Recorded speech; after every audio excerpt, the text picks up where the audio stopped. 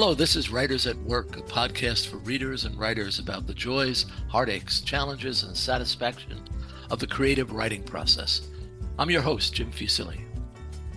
With me on this episode of Writers at Work is writer, director, producer, and actor Anu Valia, whose debut feature film, We Strangers, is now streaming, very likely on your favorite service. Anu has already accumulated a resume bursting with achievement. Her first mainstream success was LUCIA, Before and After, the short film she wrote and directed that won the 2017 Sundance Film Festival Short Film Jury Award. She directed episodes of TV shows including Never Have I, Mixed-ish, Love Life, AP Bio, and Just Like That, The Big Door Prize, and The AFTERPARTY. She became part of the Marvel Cinematic Universe as director of She-Hulk, Attorney at Law, shown on Disney+. Now we have We Strangers. Let me read to you the Rotten Tomatoes review. Quick-witted cleaner Rayelle takes a strange new job that spirals into the surreal when she claims she can speak to the dead. We Strangers is a darkly funny, sharp, slice-of-life story about identity, power, and the quiet lines that divide us. Any writer-director would be pleased with such a review. Let's find out what it means to Anu Valia, to whom I am delighted to say, welcome to Writers at Work, Anu Valia. Hello. So I just read the Rotten Tomatoes review again. It was quite good, wasn't it? Isn't it an aggregate of multiple reviews? Well, that's not how I took it. I mean, oh, okay. I don't read everything, I have to be honest, because I'm learning you sort of can't do that to yourself. So I actually don't know what you're talking about. Well, I will tell you then. It's a, let's see, quote, darkly funny, sharp slice of life story about identity, power, and the quiet lines that divide us. That seems okay. See, you know what? I gotta say, I'm biased because I wrote and directed the film, but I think that's true. So instinctively, intuitively, by nature, are you opposed to reading critique of your work? It's so interesting. So I grew up in Indiana, close to Chicago. I grew up with the works of Gene Siskel and Roger Ebert. I really respect film critics, and I think I love reading criticism and specifically film analysis. So I enjoy it. But this is a new thing for me when it's talking about your work, your precious genius little baby. It's interesting. I have read some. I also think though what I'm learning in my nascent stage of putting things out that really come from me, because I've directed episodes of television. It's a different experience, but I think what I'm learning and gathering is, it is incredible to share your work and to hear feedback. It is so incredible. And when it's good, it rules. Right. But you can Right. also kind of overthink, because some of the reviews have been absolutely wonderful and I've loved them. I've not read some of them. And then the ones that are critical that I have read, I actually understand where people are coming from. But I think it can create this feedback loop that is maybe not, it can create a mental space that's maybe not best for an artist who is creating, because then you're constantly thinking about what are people going to say or think, which is, I think, the death of creative expression. You have to put things out there. You have to listen to feedback as you're creating. But if the goal of an artist is for everyone to like your work, that is an impossible goal. So I'm trying to train myself to not, when it's your first film, you want to know what people are saying, but I'm trying to stay away from it because I just think the good stuff is going to make you feel good. The bad stuff's going to make you feel bad. And do either really matter to making the next movie? Probably not. So I'm trying to protect the head a bit. Yeah, I think there is the temptation to take criticism too seriously and to try to appease the ones who you want to appease and to ignore the ones you want to ignore. And as you said, at the end of the day, all you need to do is do the work that satisfies you. That's exactly right. And I think I have a personality where it's like, ugh, maybe this is anyone's personality. When people say great stuff, you're like, this is amazing. And then you kind of, but does it really help you? Like, I think what's really helped make good art is when I connect with an audience member who's really connected to it and then really hear it. And I'm like, wow, okay, the risks I took really worked. And then the converse is true. It's like you hear what maybe one person thought, and that's if, you know, the, it's just, it puts you, and then if you hear a critical work that is like negative about your work, it puts you in a weird space where you automatically, and maybe just because I'm not rehearsed at this, do you start to become defensive or you start questioning yourself? And is that really the best way to make art? Now, you speak to a person that is not connected with your work. Now you can actually have a conversation. And I think that can be quite helpful. But I find criticism really interesting. And I love reading analysis and critical Mm, thinking around films. And so I'm actually writing a part of my Substack. I'm working on an article right now that's taking me forever to research about critics who've changed their minds about films, because I find that really interesting as well. Um, Films that have not been critically regarded and then many years later have been. I think that's really interesting. And all artists are sensitive, and so it's an interesting thing. I'm very new to that part of it because you make work and you're not thinking about any. This stuff has nothing to do with the work you make, and so right. I don't think it should be a part of the work you make afterwards. And I think I just come from you know, I've I've read enough and seen enough artists that I'm like, I don't think anyone's lives have been improved hearing good or bad things about themselves, you know? Right. Right. Right. So I'm learning from the others that I'm like, it's probably not good. It's probably not good for my ego if people love my stuff. And it's probably not good for my ego if people hate it. So neither is good. Right. Well, I think you'll be able to avoid, I think, a terrible thing, which I found myself guilty of, which is while the person is talking to me, I'm thinking, what do they want? Oh, interesting. You feel that when you are I'm talking to uh, people, you're feeling that. I'm trying to parse out what they're really saying, Oh, and, interesting. and that's a terrible way to live. That With no judgment, I think who am I to say if it's terrible or not? But I do understand it's not. It doesn't.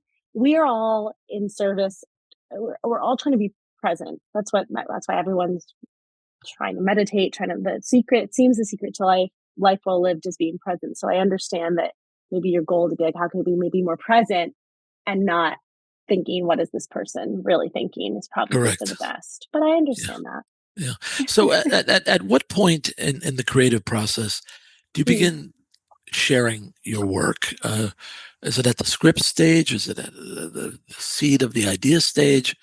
Mhm. At what point do you feel comfortable enough to say to someone, "This is what I'm working on"? Mhm.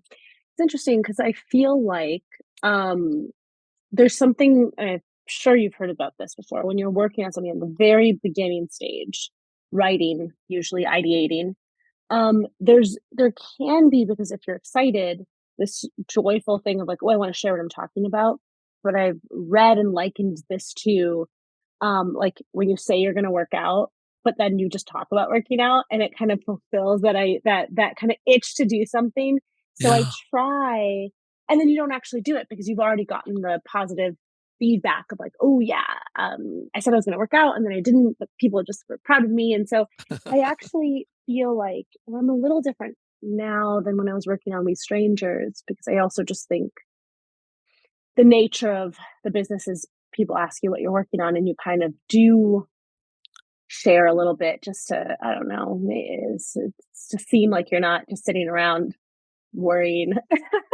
But when I Right. was working Right. on Right. These Strangers, I didn't talk about it for a long time because I just wanted to work on it. And I felt very much, I mean, I wrote the first draft of what would become the script, like the first ideas of it in 2014, and I'd been working on it. I actually was just in my parents' home in Indiana, and I saw like old journals from like 2015, 2018, where I started to like We Strangers was molding into like different things. And so I didn't talk about it for a very long time because I wanted to just work on it on my own, Right. and I Right. wasn't worried about, and also the work I do, like like the film is such a it is an exploration of a woman. It's this cleaning woman in this very specific part of Midwest Indiana, and it's like a treatise on like race and social class divisions, and it's a really layered film that is not necessarily something you go around like pitching in an elevator. You're not like Right. and so I, maybe by nature of just like I was working, it's kind of like working on a piece of poetry. Like I was just kind of working on something for myself, and I didn't have to do that thing where I talked about it. So I didn't talk about it for some time. And Right. then, as you're trying to get people, because film is not just working on poetry, you have to get a lot of people to buy in and a lot of people to do it with you. And so then, I really started sharing it, maybe too much, like really sharing the script around to get feedback, to get advice, to um there's probably many versions of that script floating around. But um yeah. and I do want to, I want to dive into We Strangers. Um, but again, I want to get back to this concept of collaboration. Hmm. Um, so what you're saying to me is that when you decided to share, you pretty much had what you wanted. When I decided to share, I had what I wanted in the moment, and then it changed a lot as I invited other people into the process. So at the time, yes, every draft, I mean, I'm sure you can attest, like every draft, like, this is it. This is genius. This is great. This is the best it's going to Right. be. Right. And then every feedback you get, get hammered back down, and then you're like, oh, actually, page one rewrite. Let me start over. And so, yes, every time I would share it, thinking, okay, this is pretty solid. I want to get feedback, and then I would get a lot of feedback, and I'd be like, "Oh, it's actually terrible. Let me get back into it." And so, I mean, this movie, my God, I think it's actually countless. How many people really? I went to a ton of labs with this film, and I learned from a lot of people, and it really was always kind of the same idea, the same themes. Because that's kind of how I approach writing. I approach it I'm slow when it comes to finding the thing of a movie because I approach a movie with the idea of like themes and of what I want to explore and images I've collected over time. It's a really slow Instapot of things, and the plot comes later, actually.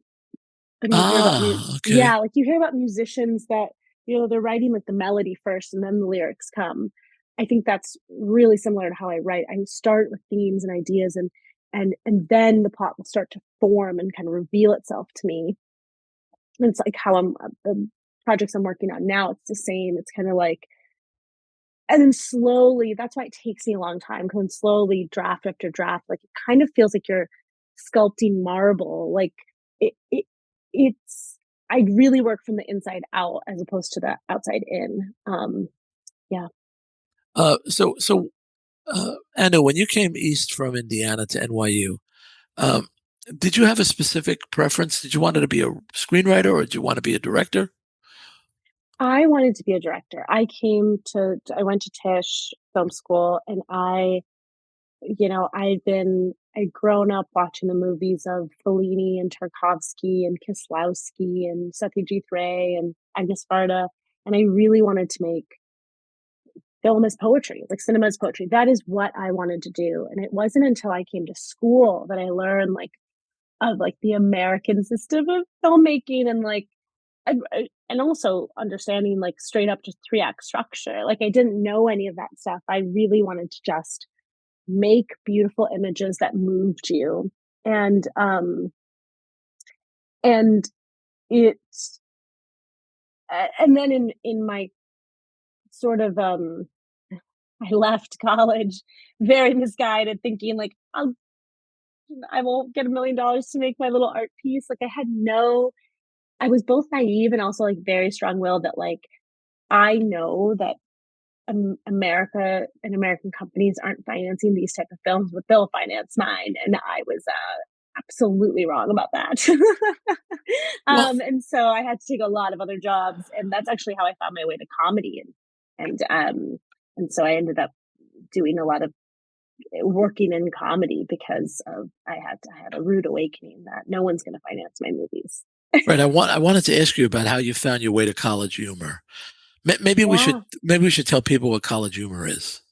I know it is funny how as time moves, you start to say it, and I started to finally be like, "Have you heard of College Humor?" Like nobody, times it's not a part of the cultural conversation anymore. But at a time, 2009, 2010, 2011, it was this website that had, like, comedy videos, and there was sort of at the time, it was, like, Funny or Die was in California, College Humor was in New York, and The Onion was in Chicago, and it was just a group of really funny, smarter much smarter people than I who wanted to do comedy their whole lives, making comedy videos, and I graduated from NYU, I desperately needed a job, I had a lot of other small jobs, and it was, like, one friend from NYU had been working there, and he was like a production coordinator at the time, and he hired like all of his friends because we knew how to shoot videos. So he hired us as PAs and ACs and producers and um grips and electrics. Like he just would hire his friends because they were easy to reach out to. And it was a great way to make like $200 a day, doing the thing you loved. And so Right. that's how I got into doing it. And then me and everybody I knew, like everyone I knew worked there because that was how you could make money actually doing like the one skill you learned in film school in kind of in a low stakes way.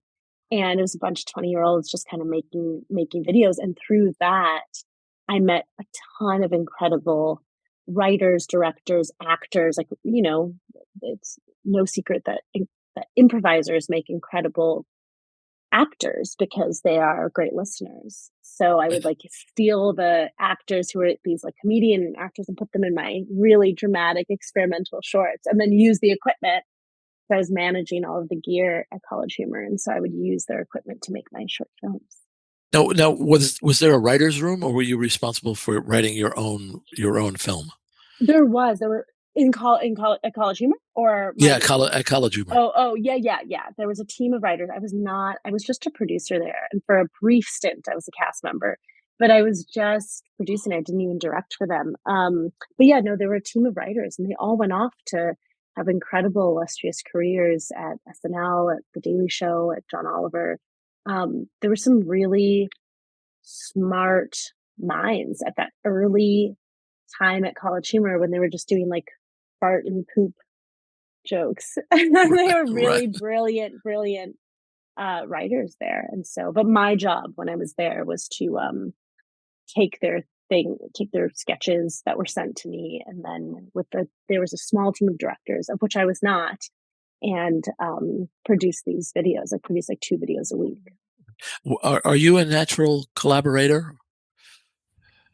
Um, you know, yeah. What the reason I hesitate? Well, the reason I hesitate to say that is No, I would answer the question the same way. I know I'm supposed to say yes, but it's not that I feel like I'm supposed to say something. What I specifically feel is yes, because as a director on set, you're absolutely collaborating with so many people. You are dependent on a lot of other people's vision. And it's my job as a director to share my vision and invite all the other people to give me theirs. And so, right, in that way, absolutely. But it's funny because when you ask that, I think of people who are like co directors or like always work with like, I don't think I make a good co-director. Like, I'm not a good collaborator, I think, if there's another person also doing my job. Because like, I don't love, like, group like, when I was a kid, I hated doing group projects, mostly because I thought the quality of the thing we were making was being diluted by the fact that we all had to work together in equal capacity. I didn't enjoy right. that. Yeah, I didn't like making something, like, mediocre just because we all had to work together. I much right. preferred being, like, in group projects, I would be like, "Someone else this isn't gonna be good, what we're doing because like, I didn't choose to work with all of you, so why don't you someone else be the leader? I'm gonna hang out and do my one little thing you want from me." Okay, so you wouldn't then wrestle it from them and say, "I'm going to do it." You had your own No, thing going. always. Oh, good. I'm Okay. only Yeah, gonna put yeah. a ton of work into something if I think it's gonna be good. And Yeah, yeah. at the 8th grade level, whatever book report we were all doing together, I was not I was not gonna it was a cost analysis of how much work I'm gonna put into this. There's no way this is gonna be stellar. So why don't you just tell me the one thing I need to research and I will do that, and I rather but now as a director, because it is my thing or I'm either hired to direct or it's my project, I really enjoy it because, I think any filmmaker, you get to be the arbiter of the taste, and everybody else who's smarter than you gives you their best taste, and you just say yes or no. It's a pretty clutch gig. Right. The reason I asked about natural collaborator and why I think that that is not the easiest thing to answer. When I think of the title writer director, I mean, on Yeah. the surface, it seems like it's self conflicting. The writer is a solitary creator, the director is the team leader. Or am I oversimplifying this? I think I would look at it for me, I would say that I can't speak for other writer directors, but it's like I'm writing a script. A script is a blueprint. A script is meant to be directed. So what better way if I'm going to write something, I'm seeing how we're getting in and out of the scene. I'm seeing the subtext I want to see, like the words that the actors are saying. It's not just those words, like there's subtext and all that. I should be the director of it because I'm writing, I'm creating. It's kind of like I'm the architect. I'm like making the blueprint, but I'm not overseeing the construction of the building. And I sort of want to make sure it's all gonna, it's Yeah. all kind of connected to the, so to me, they really go hand in hand. I find it to be a real miracle when a director works with a writer that they love. And I'm currently doing that now, but it's like a miracle that we both see the same movie. We both like, I think that takes so much more work to direct someone else's thing because you really have two minds that are trying to get on the same page. Whereas when you're writer director, it's just you. But then the collaboration isn't with everybody else of trying to communicate that vision to your actors who come to you and go, actually, there's so much more here. And you go, whoa, I wrote it. I had no idea there was more. And they show you Oh, there is more. And the same thing happens with the DP and with on We Strangers, our DP, Charlotte Hornsby, she like added humor to this movie. She was like, you work on so many comedies. Why are you being so self serious? And she really added like so much humor to the film, and she was right to do so. But that came from her understanding the movie we were trying to make. And then, there's like beats in that film that I 100% her idea. really? So, oh, absolutely. And like Yeah. so much, like every actor, that's kind of what you're always looking for is I think when you see an actor and they're doing, you see them and they're doing the scene, you're like, oh, that's exactly what I thought. It's kind of disappointing. You kind of want the actor to come in and add to the thing in a way that you could have never dreamed. And that's when you have like magic, I think. So in your short film, Lucia, Before and After, a young woman travels 200 miles across Texas to get a legal abortion in El Paso, only to be told she has to wait out the state mandated 24-hour waiting period. When did you first begin to think about writing a story about abortion? Yeah, I mean, I wrote that during the Obama era. It was probably because again, I come from Indiana. And so at the time when I wrote it, I did think naively so. I mean, my first election I ever voted in was in 2008. So I sort of was like, oh, as an 18-year-old, where the past is, there were ups and downs in the past, but the future is incredibly bright. We're only Right, moving right. forward in America. And but of course, on a federal level, I felt, okay, we're moving forward. But on a local level, state level, there's so many backwards bureaucratic rules that don't make sense. And that's always been really interesting to me. Obviously, now in this country, there's many more dire things going on. But at the time, I mean, I just thought it was crazy. I just thought that getting an abortion is a medical procedure.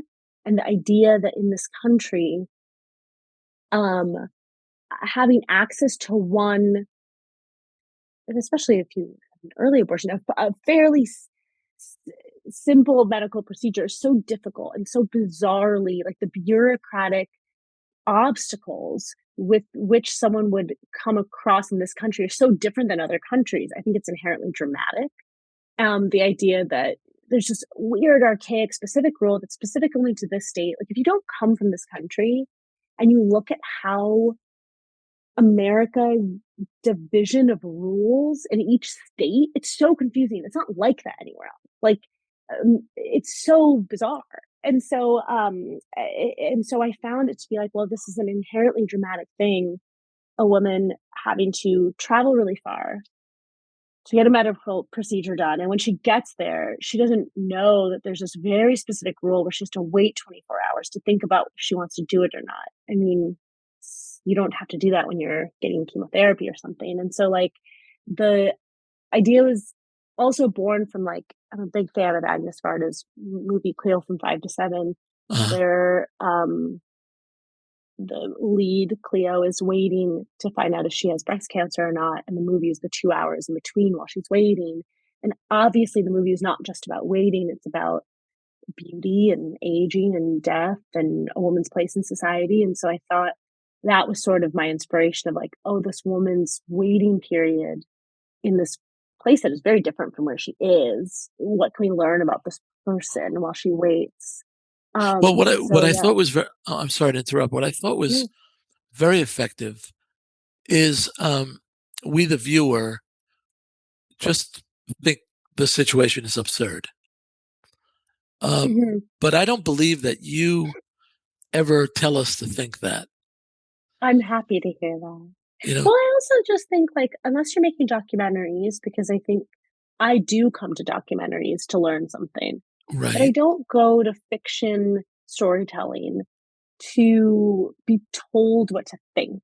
I think audiences hate that, and I don't enjoy it. I find it to be there's a better way to do things, and I think that is by presenting facts, to create empathy. And so I was experimenting. I've always thought that. I was experimenting with that with Lucia, and then when I made my first feature, I was really that was a real experiment, and let me show you the truth as I see it, and you, the audience, can make, an assumption as to how you feel about each character. I think Yeah. that's also one that's just more interesting, and you guys know what I think. I put the lens on these people. Like, by me being like, I'm gonna make a movie about a woman getting an abortion, or a woman who's a cleaning woman who lies to the white people she works for that she's psychic, like, all of the I'm created these stories. I think you know that I'm interested, but Sure, sure, sure. and But I mean, there. example I would give, um, and this is a compliment. Um, you develop the character of Lucia, but you don't tell us very much about her backstory. We experience her and get to know her through sitting side by side with her as she goes through this government mandated maze. Yeah. Um, and here's my question: have you ever seen the music video of the film? What? There is a version online where the music in the film covers over all the dialogue. What? You've never seen this? Of Lucia, this short film, someone took Yes, music that's in the film score, the and they score. just there's no Yeah, dialogue, they took the dialogue out, and it's just the score. yeah. What's the name of the electronic group? Win Mech. What was it? Oh my god, that's so cool. Oh, well, let me tell you how cool it is. Uh, it works. Well, Because I saw the film and then I wanted to find out who did the score. yeah. I found this, and then I found this version. You see her lips move, but you don't hear what she's saying. Oh, wow, I love You, that. well, the Wow, thing nice. is that she is so thoroughly revealed by her facial expressions, her gestures, the way she's communicating with people she's talking to. Um, and I thought to myself, okay, this is a character that we have almost no backstory about her. Mm-mm. And we're living with her as she's going through this. And isn't this amazing that I can't say it's the same experience, but we can experience what she's going through without hearing her talking about it. Right, right. Well, I think that's first of all, that's so cool, and I'm gonna go look at that, but I think I always think about short films as short stories. Like, I love short stories as a medium. I love, um, Alice Munro's short stories. Actually, the name Lucia Before and After, her namesake is from Lucia Berlin, who's one of my favorite Oh, short story writers. She wrote a manual for cleaning women, which shares a lot of tonal similarity to Lucia Before and After, as in I stole it from her. Like the right, tone of it is so she just writes about working class people, and they're inherently the bureaucratic maze, as you said, which is absolutely true of American life, especially for working class people. There's just a lot of obstacles that are inherently dramatic and silly, I think, but dramatic. And so, well, oh, no, all I was going no, to say is that the I just like short stories. I like being, and I think the short form medium, you don't want backstory. You just want to be in it. And audiences, it's like I think audiences come to those to just be in like a moment. But if I were going to be like, this is who she is, and then you'd probably be like, snooze, on to the next. And so, yeah, right.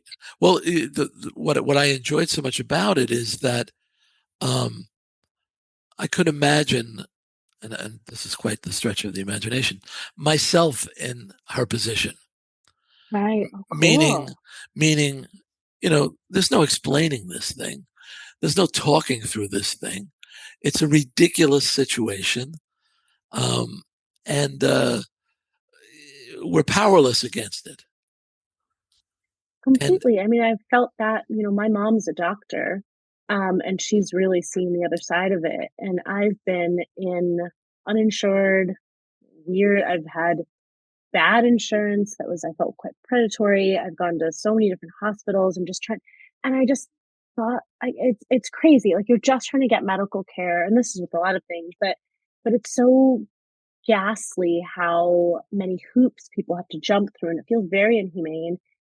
And we're told that there's a reason behind it, but I just think other countries don't do it. So there's got to be another way because other countries don't have this issue. And so I think I think the goal there when I was making it, which was a long time ago at this point, was just to kind of present the facts, present a person, go along with her. And then, I always thought of that short as like, this is a thing. You always are taught sort of to make sure it's about a person's like a moment in someone's life when everything changes, like an right, inflection point. right, And I thought it was interesting. In my head, I was like, sometimes people aren't aware something is an inflection point. So I just wanted to, like, I think before this experience and after this experience, she feels exactly the same, but she will remember little pieces of this experience later on in her right, life. right, And so my goal with the short was to be like, what are the pieces she would remember? Like, what are the little details? And so that's sort of, right. So, I guess I should have mentioned this earlier, but Lucia Before and After is not a comedy. Uh, no. thus, it doesn't have much to do with some of the TV shows you were associated with. Um, did you get any resistance? Did people say, listen, you're on this track here. Don't switch lanes. Stay with the funny. No, I don't think people care about me that much. I don't think anyone's like looking at my career being like, this is what you should do. I think that I've learned a lot from comedy. Comedy is incredibly difficult, so much harder than drama, because comedy is like there's a math to comedy. There's a real pacing that you have to get, and it's comedy and horror. When they're not working, you're not getting the laugh, you're not getting the jump scare. Drama is a little bit more squinty. You can kind of get away with things. You can be like, oh, just look at the subtext. There's a metaphor in here. And so no, I don't think anyone cares. I think that I enjoy doing comedy and I learn a lot doing television and working with a lot smarter people than myself. But then when you go away in a room, and I'm sure you're like this, and most people are, that contain duality, you go in a room and you start writing a story, and whatever you're living with and grappling with, that's what comes out. And we all just contain multitudes. So you see like musicians who are actors, who are writers, it's kind of the same. Like, I get so much from doing comedy, and then in my time off, I go away and I work on the things that I'm really, really thinking about all the time, and that's how, like, We Strangers came about, and that's how my other work, they're just not, also because when something I work on in television comes out, by the time it's released, I probably shot that, like, a year ago. So you kind Right. of like you move on and you do. I think someone's career is for, as you know, there's a famous quote about it being for the end of your life. It's also for somebody else to think about. Like, I'm not thinking about that. I'm just kind of moving through the world being like, ooh, what's the next thing I want to work on? What's the thing I'm really grappling with? What's the thing that's keeping me up at night? I must write about that. And that's all I'm thinking about. Well, you must have an agent, though. Yeah. And they kind of just know I want to make my movies. Okay, good. No, that's ideal. No, I was trying to suss you out a bit, because I was thinking, okay, this is an ambitious woman. She's quite animated. She's done some interesting work. Um, but I couldn't figure out what your default position was as a writer. In that, when I get in a fix, I know where I'm going to go, and I know I shouldn't go there. But sometimes it doesn't happen until the second or third draft that I take it out. Hmm. Um, I'm getting to a point here. Uh, Mm-hmm. I found one of the most impressive parts of both Lucia Before and After and We Strangers to be moments of absolute stillness Mm-hmm. where nothing was happening. Mm-hmm. And I appreciated it as a viewer so much because it gave me a chance to think about what I just experienced. I so appreciate that. And I think when you want someone to lean in, I feel like I first felt this when I watched Rosemary's Baby, when the way Polanski would frame characters, frame, Mia Farrow behind a wall, and you find yourself in the seat, like turning, like you find your body leaning in and trying to look around the wall, right? And the moment you've done that, the moment you've gotten the audience to lean in and physically interact with your film, I mean, my God, you've won. Like that is the experience. You're trying to get people to interact with your movie. And you can't do that unless you ask them to. You have to invite that, I think. And so I feel like the moments of silences need to be earned because if really nothing is happening, then you're bored. But if something has happened right before that that you really want to think about, then the moment of silence is actually kind of a respite and it's nice and you can kind of sit and be like, oh, what? Let me gather my feelings and thoughts. And I think that like they say with the I'm going somewhere with this, but they say with the emergence of like EMDR therapy and brain spotting therapy that is different than talk therapy. When you're talking and you're using your language centers of the brain, it's really hard to access like trauma. Like it's really hard to really get into certain parts of your emotional space. And that's why there's a different type of therapy to do that. And I think with film, you're working on an emotional level and you have so many tools. That's why this is my favorite medium. You have sound, you have color, you have score, you have editing, you have the way things are placed next to each other. To all of that creates an emotional experience. And so even in these moments of silences, there's a lot happening with the color. There's a lot happening. There's all this other stuff that's happening that ideally is subtly emotionally bringing you places. But it's also the movies I make and want to make are in dialogue with the audience because I like that. I like going to a movie and having a really individual, specific experience that I feel it's like just me and the Right. movie are best friends. And I understood that movie on a different level that like they were speaking to me. And I love that. And so I'm trying to create that for other audiences. On the converse, when you do that, some people won't get on the wavelength. And that's okay. Like I've seen movies, there's certain directors where I appreciate what they're doing artistically. I just can't get on the wavelength.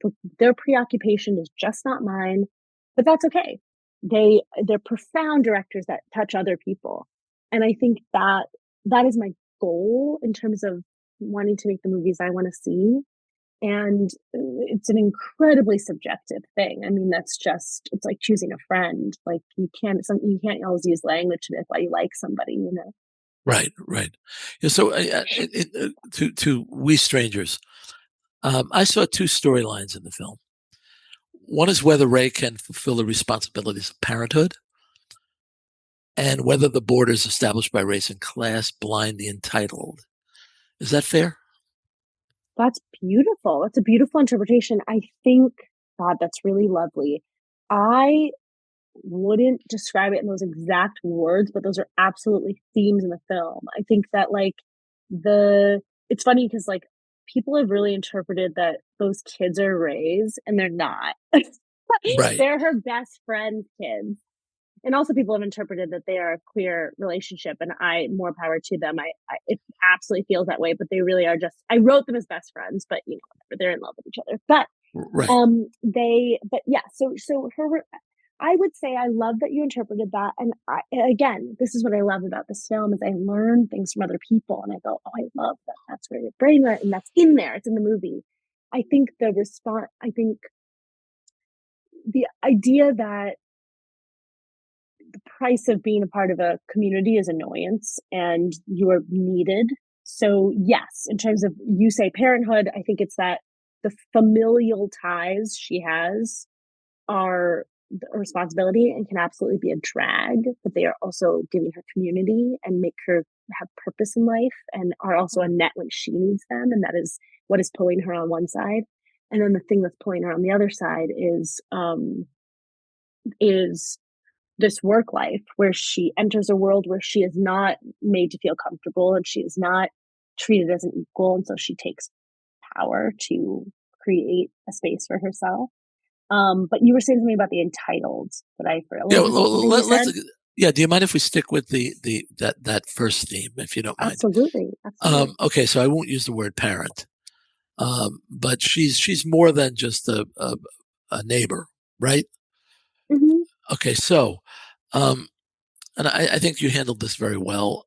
And um, Ray's shortcomings in that role, however we define it, um, they start to unravel a little bit.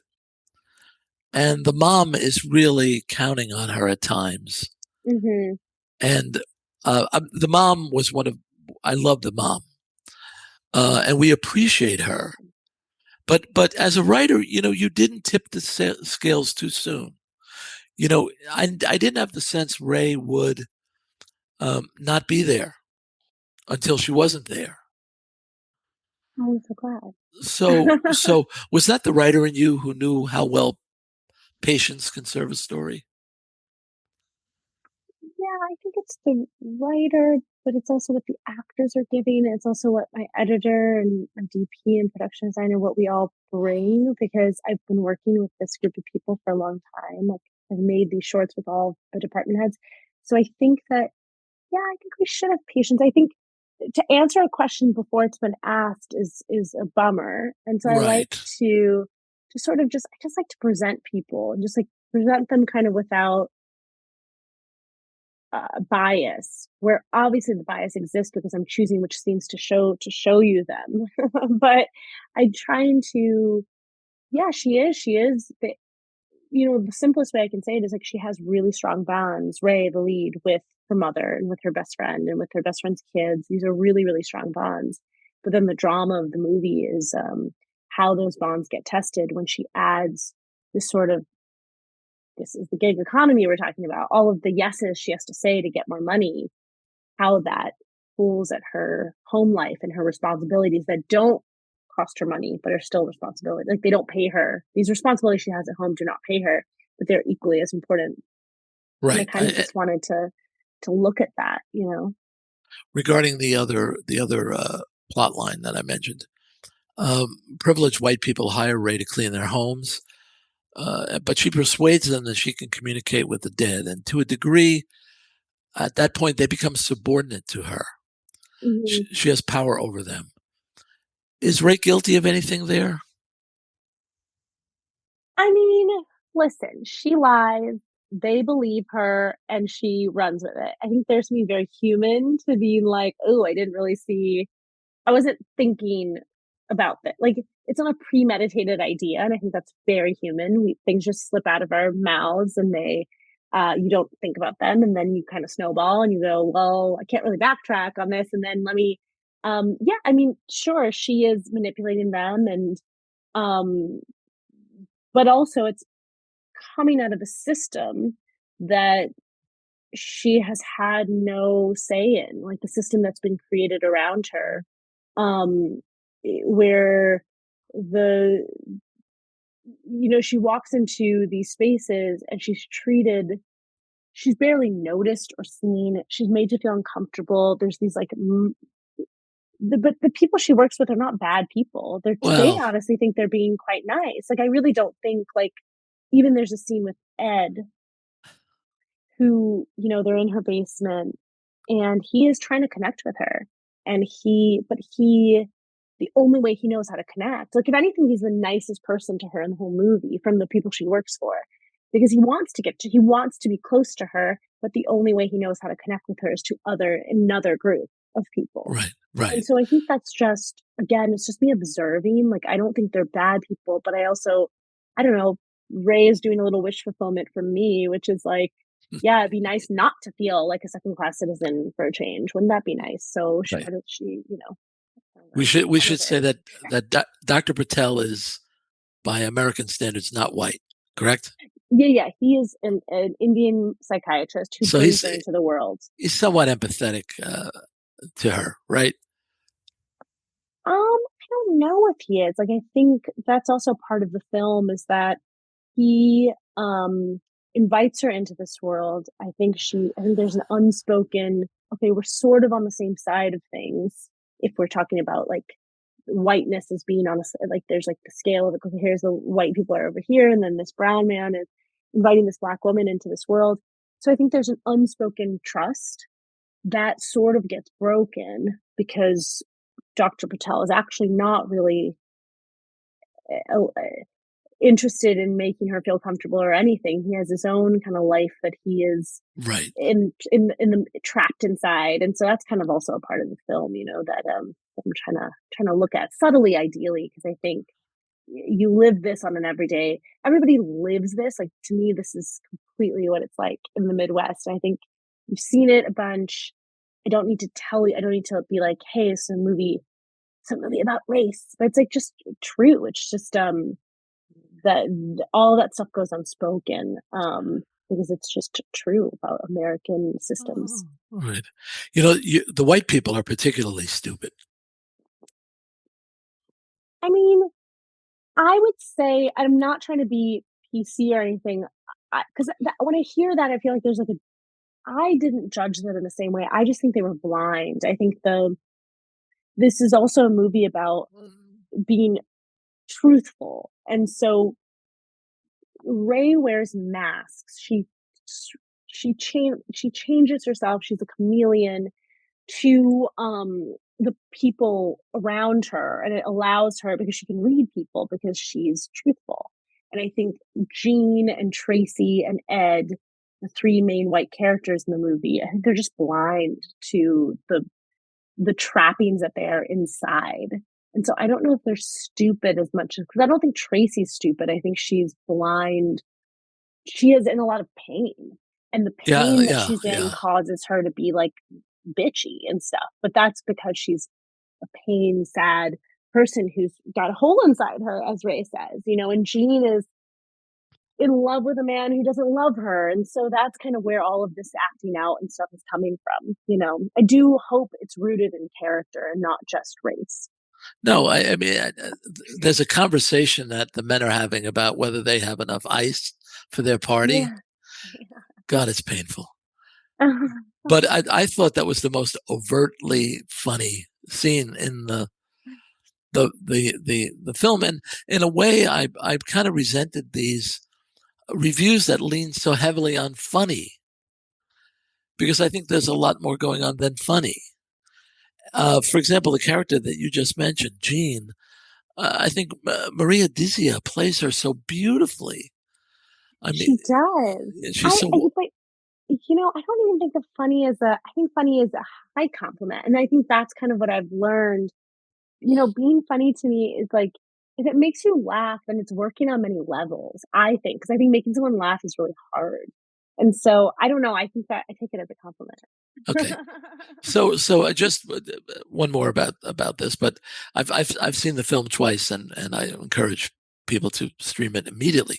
Um, the prejudices of the white characters are most clearly manifested, I think, in the level of disgust toward Ray displayed by the Patel's daughter, Sunny.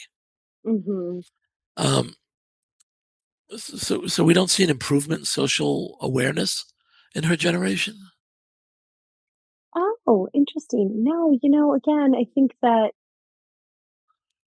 I feel that this is the turning point in Sunny's life. Like, this meeting Ray and being so awful to Ray, and the little bit of guilt she feels at the very end of the film in her very last reaction with Ray, Right. I believe that changes her. Like, I believe she's going to go to college and be, like, absolutely, like, a liberal and, like, it won't, like, in my head, I wrote this character as, like, she's gonna make best friend in college, she's gonna be a totally, like, she grew up in a kind of more conservative household, she's gonna become, like, a liberal, and she's, like, not gonna tell people for a long time that she was kinda, like, bad to the person who worked for her family until, like, she really trusted somebody. Like, I feel like this is one part of her life, and I don't think she is, because yes, she's the most overtly she does some really bad things, and I think it comes from being confused about who she is, about not being coming from a really broken home, feeling a lot of pain and anger about her situation in life, and I do think she will change. Like, I think I interpret sort of the last interaction that those 2 characters have as, um, that she feels really bad. I think she Yeah. doesn't, but then she really does, and that's what I'm hoping. Well, Yeah, without I think giving the it, next generation is far, far better. I okay, have a lot of hope for the next generation. there you go. Without giving it away, Ray says a devastating line to her, though. Mm. And the way you filmed her reaction was really wonderful because there was no rebuttal to that line. The only reaction could be what it was. And Mm. again, it's another, you know, after the line is said, there's a stillness. I don't even know if there was even ambient sound at that moment.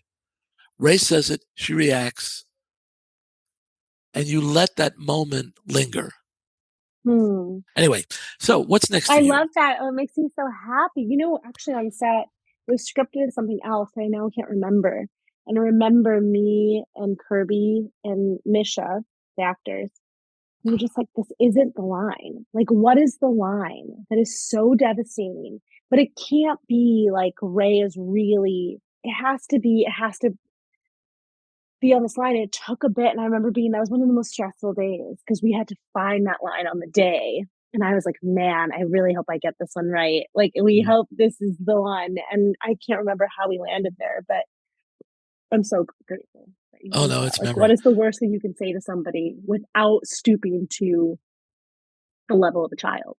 Yeah, it's just an Um, observation. It's just an observation. exactly, and that's her whole MO is Ray is just telling the truth. Like, she lies about the psychic thing, but then she only tells the truth from there Yeah. on. So, So yeah. anyway, as I was asking you, what's next? Yeah, so, I mean, I'm very excited because actually, well, We Strangers is available online, but it's also in theaters. It's having a limited theatrical release, which It's is still in incredible theaters. for Great. a tiny film. I know, so it played 2 weeks in LA, and then it was playing a week at Quad Cinema in New York, and it just got extended, and so people are Oh, showing up and wow. out. Wow. But and it's interesting because, like, a small film of this tiny scale, right? When you're trying to release a movie in a really limited theatrical where there's no real money to support it. It has been such a grassroots, like, we don't have, like, a marketing budget, and so it's been super grassroots and people just sharing and seeing it, and so, I will take my wins where I can get them. And so but it is actually available to stream, so you can rent it or buy it on any of the major platforms, and, but what's next is I'm working on a couple scripts right now, and I have a new movie that I'm working on, and hopefully we'll be filming soon, I hope.